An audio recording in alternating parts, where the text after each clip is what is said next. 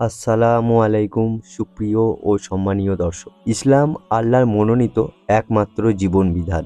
দুনিয়ার সেরা ও শেষ নবী হজরত মুহাম্মদ সাল্লাল্লাহু আলাইহি ওয়াসাল্লাম, যার মাধ্যমে ইসলাম পূর্ণাঙ্গতা লাভ করেছে। আমাদের প্রিয় নবী হজরত মুহাম্মদ সাল্লাল্লাহু আলাইহি ওয়াসাল্লাম এই শ্রেষ্ঠ বিধানকে সফলভাবে দুনিয়াতে কায়েম করে গেছেন।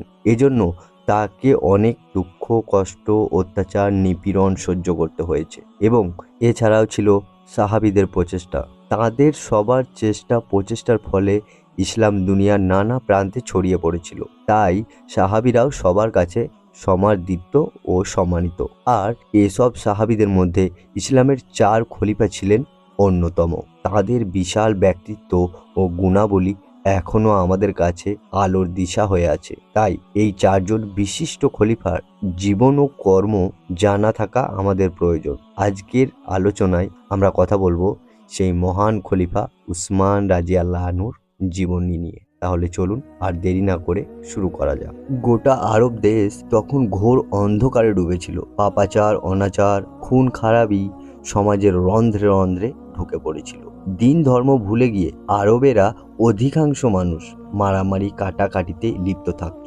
ইসলামের নবী হজরত মুহাম্মদ সাল্লাল্লাহু আলাইহি ওয়াসাল্লামের বয়স তখন মাত্র 6 বছর। প্রাণ প্রিয় মা আমিনাকে হারিয়ে আমাদের প্রিয় নবী মুহাম্মদ সাল্লাল্লাহু আলাইহি ওয়াসাল্লাম সবে মাত্র এতিম হয়ে পড়েছেন। জন্মের 6 বছর আগে তিনি বাবাকেও হারিয়েছিলেন। আর ঠিক এরকম দুর্যোগময় সময়ে হজরত উসমান রাদিয়াল্লাহু আনহু দুনিয়াতে এলেন। সেটা ছিল 576 খ্রিস্টাব্দের কথা। মক্কার বিখ্যাত কুরাইশ বংশের একমাত্র গোত্রের নাম হলো উমাইয়া। সে গোত্রে হজরত উসমান রাদিয়াল্লাহু জন্মগ্রহণ করলেন। উসমান রাদিয়াল্লাহর মায়ের নাম ছিল আরওয়া বিনতে কুরাইয়ে। তার কোলে পরিপূর্ণ করে দুনিয়াতে এলেন ফুটফুটে শিশু উসমান। নাদুস নুদুস শিশু উসমানকে পেয়ে মায়ের বুক আনাবিল আনন্দে ভরে উঠল। আর বাবা আফফান ইবনে আবুল আস তিনিও সুন্দর শিশুপুত্রের আগমনে বিরাট খুশি। মা আরওয়া ও বাবা আফফান মিলে পুত্রের নাম রাখলেন উসমান। তার পুরো নাম হলো উসমান ইবনে আফফান রাদিয়াল্লাহু আনহু। তিনার ছোটবেলা সম্পর্কে বিস্তারিত তেমন কিছু জানা না গেলেও তবে তিনি ছোটবেলায় সমাজের আর 10টা ছেলেপিলের মতো ছিলেন না। তিনি ছিলেন সবার চেয়ে আলাদা প্রকৃতির। ছোটবেলা থেকেই তিনি বেশ ভদ্র ও নম্র বালক হিসেবে পরিচিত ছিলেন। তার স্বভাব চরিত্র ছিল অনুপম সৌন্দর্যে ভরপুর। আরবের অধিকাংশ মানুষ যখন পাপালিঙ্গ, অনাচারে লিপ্ত ছিল, তখন উসমান রাদিয়াল্লাহু আনহু এসব খারাপি থেকে মুক্ত ছিলেন। সমাজের পাপ ও অনাচার তাকে মোটেও স্পর্শ করতে পারেনি। সে সময় দুনিয়ার আজকালকার মতো শিক্ষার মোটেও যুগ ছিল না। তখন না ছিল স্বীকৃতি, না ছিল কোনো মক্তব, না ছিল মাদ্রাসা কিংবা কোনো স্কুল বা বিদ্যালয়। তাই উসমান রাদিয়াল্লাহু তাআলা আনহু প্রাতিষ্ঠানিক লেখাপড়া করার সেরকম সুযোগ পাননি। তখনকার যুগে এমন কোনো ব্যবস্থা কল্পনাও করা যেত না। তবে আরবে তখন বেশ কিছু আনুষ্ঠানিক শিক্ষার প্রচলন ছিল। তার মধ্যে কুষ্টিবিদ্যা ছিল অন্যতম। নিজের চেষ্টা ও আগ্রহে উসমান রাদিয়াল্লাহু আনহু এসব বিদ্যা অর্জন করতে সক্ষম হয়েছিলেন। তিনি কুষ্টিবিদ্যায় অত্যন্ত পারদর্শী ছিলেন। উসমান রাদিয়াল্লাহকে কুরাইশ বংশের অন্যতম কুষ্টিবিদ্যা বা বিশারদ বলে জানত। উসমান রাদিয়াল্লাহু আনহুর জ্ঞান, বুদ্ধি ও ভদ্রতার জন্য লোকেরা তাকে খুব ভালোবাসত। লোকেরা তাকে বেশ মর্যাদাও দিত। ইসলাম ধর্ম গ্রহণ করার পর উসমান রাদিয়াল্লাহর সামনে জ্ঞানের নব দিগন্ত খুলে গেল। এই জ্ঞান ছিল ঐশীর ভান্ডার থেকে উৎসারিত। জ্ঞান ছিল পবিত্র কোরআনের ও হাদিসের জ্ঞান। হযরত উসমান রাদিয়াল্লাহু আনহু ক্রমেই কোরআন ও হাদিসের ওপর অনেক জ্ঞান আহরণের সুযোগ লাভ করেন। আর এই জ্ঞানকে ধারণ করেই তিনি বিখ্যাত হয়ে উঠলেন। শিশু উসমান ধীরে ধীরে বড় হলেন। একদিন তিনি শৈশব থেকে কৈশোর পেরিয়ে পরিণত বয়সে উত্তীর্ণ হলেন। তার অপূর্ব চরিত্র সুষমার কারণে সমাজের মধ্যে তার একটা আলাদা ভাবমূর্তি গড়ে উঠল। দেখতে দেখতে হযরত উসমান রাদিয়াল্লাহু আনহুর বয়স গেল 30-এর কোটায়। উসমান রাদিয়াল্লাহু আনহুর পারিবারিক ঐতিহ্য ছিল ব্যবসা বাণিজ্য। এর ফলে দেখতে দেখতে তিনিও নিজেকে পারিবারিক ব্যবসা বাণিজ্যের সাথে জড়িয়ে ফেললেন। প্রায় তিনি ব্যবসার কাজে ব্যস্ত থাকতেন। উসমান রাদিয়াল্লাহু ছিলেন বেশ ভাগ্যবান মানুষ। তার হাতে পড়ে গেল পরিবারের ব্যবসার দায়িত্ব। আর তার তত্ত্বাবধানে অতি দ্রুত গতিতে ব্যবসা বেশ প্রসার করতে লাগলো। তাই অল্প দিনের মধ্যেই হযরত উসমান রাদিয়াল্লাহু আনহু আরবের একজন বড় ব্যবসায়ী নামে পরিচিত হয়ে গেল। ফলে উসমান রাদিয়াল্লাহর হাতে অফুরন্ত ধন সম্পদ এসে জমা পড়ল। দেখতে দেখতে উসমান আরবের একজন সেরা ধনী লোকে পরিণত হলেন। অঢেল ধন সম্পদের কারণে লোকজনে তাকে গনি বলে ডাকত। গনি শব্দের অর্থ ধনী। বিশাল ধন সম্পদ আর বৃত্তের মালিক হলে কি হবে? ধন সম্পদ ও বৃত্ত নিয়ে উসমানের কোনো ভাবনাই ছিল না। সম্পদ নিয়ে তার কোনো গর্ব ও অহংকারও ছিল না। মজার ব্যাপার হলো, উসমানের মধ্যে কোনো ভোগ বিলাসের নেশা ছিল না। ফলে ধন সম্পদকে তিনি সবসময় ভালো কাজে লাগানোর চেষ্টা করতেন। তিনি খারাপ কাজকে প্রাণ ভরে ঘৃণা করতেন। তাই উসমান রাদিয়াল্লাহু আনহু ধন সম্পদ সমাজের মানুষের মধ্যে উপকৃত হতো। তিনি সমাজের কল্যাণের কারণে এবং অভাবী মানুষদের প্রয়োজনে তার সম্পদকে বিলিয়ে দিতেন। উসমান রাদিয়াল্লাহু আনহু তখনও ইসলাম গ্রহণ করেননি।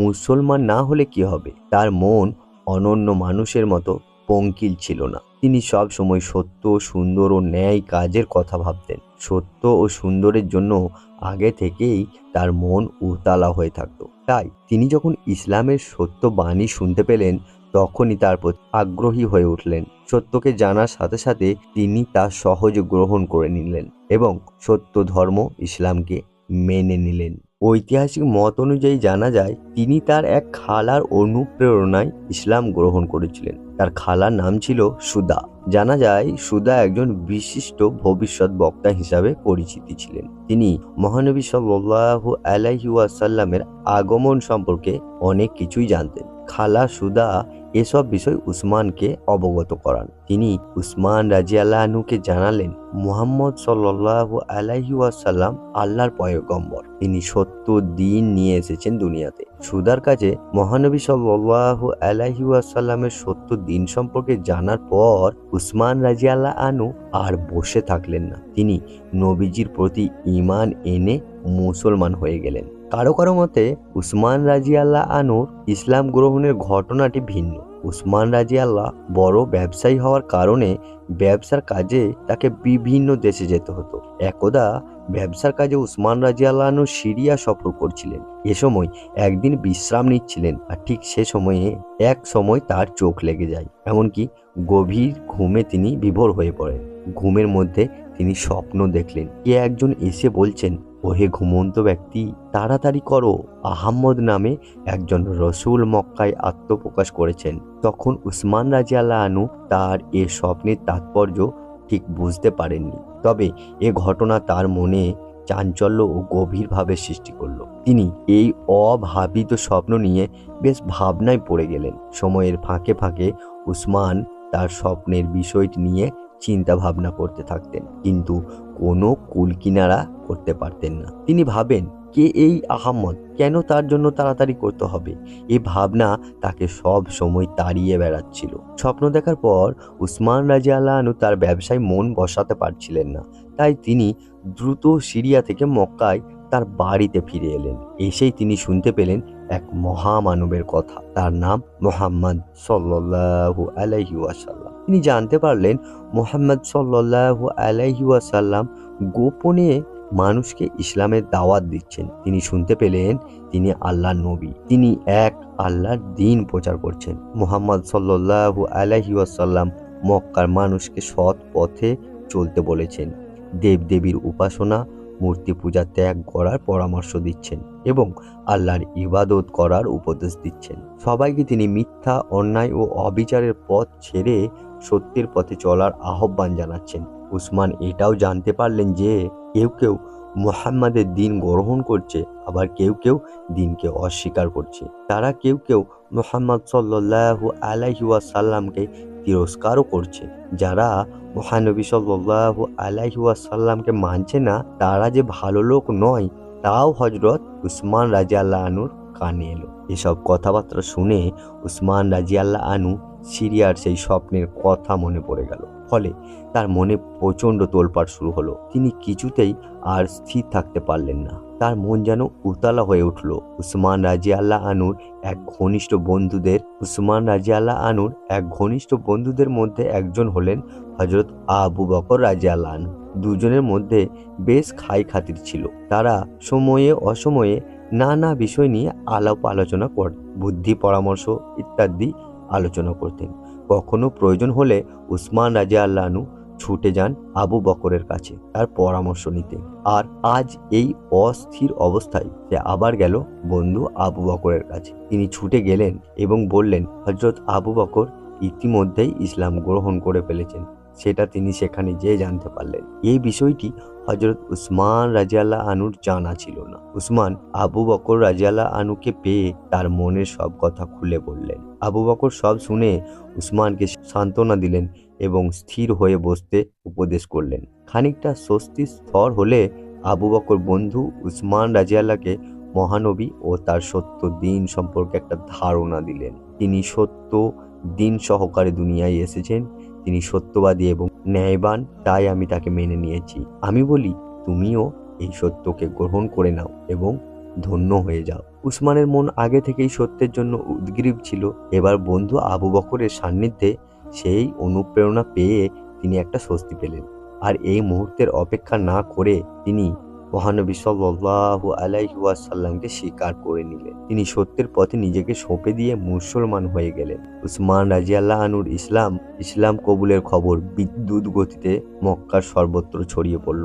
এ খবর শুনে এলাকার কাফের কুরাইশরা ক্ষেপে গেল। তারা মুহাম্মদ সাল্লাল্লাহু আলাইহি ওয়াসাল্লামের দ্বীনকে পছন্দ করতে না। এবার উসমান রাদিয়াল্লাহর ব্যাপারেও এই ঘটনা ঘটে গেল। তিনি ধনী মানুষ এবং সমাজে প্রভাবশালী, তারপরেও তিনি কাফের মোশরিকদের ক্ষোভ থেকে রেহাই পেলেন না। এতদিন উসমান রাদিয়াল্লাহু আনহু কুরাইশদের কাছে একজন সম্মানিত ব্যক্তি হিসেবে বেশ মর্যাদা পেয়ে আসছিলেন। তারা উসমান রাদিয়াল্লাহর ব্যবহার ও কথাবার্তার মুগ্ধ ছিলেন। তারা তাকে মুরব্বী বলে মানত এবং তার কথা শুনত। অথচ ইসলাম কবুল করার সাথে সাথেই উসমান রাদিয়াল্লাহু আনহু কুরাইশদের শত্রুতে পরিণত হলো। যারা তাকে ভালোবাসতো আজ তারাই তাকে ঘৃণা করতে শুরু করলো। শুধু তাই নয়, কাফির কুরাইশরা উসমান রাদিয়াল্লাহু আনহুকে নানাভাবে কটাক্ষ করতে লাগলো। তাকে কথায় কথায় টিটকারি ও বিদ্রূপের ভাষায় অপমান করতে শুরু করলো। তিনি ইসলামের শত্রুদের প্রচন্ড ক্ষোভ ও চরম লাঞ্ছনার শিকার হলেন। আত্মীয় স্বজনরাও তাকে ঠাট্টা বিদ্রূপ করতে ছাড়ল না। উসমান রাদিয়াল্লাহু আনহু ইসলামকে সাথী করে এক মনে পথ চলতে লাগলেন। অত্যাচারের ঝড় তুফান তীব্র গতিতে তাকে জড়িয়ে ধরলেও এতে তিনি পিছিয়ে গেলেন না, বরং দুপা শক্ত করে ঈমানের ফুলকি বুকে নিয়ে অগ্রসর হতে রইলেন।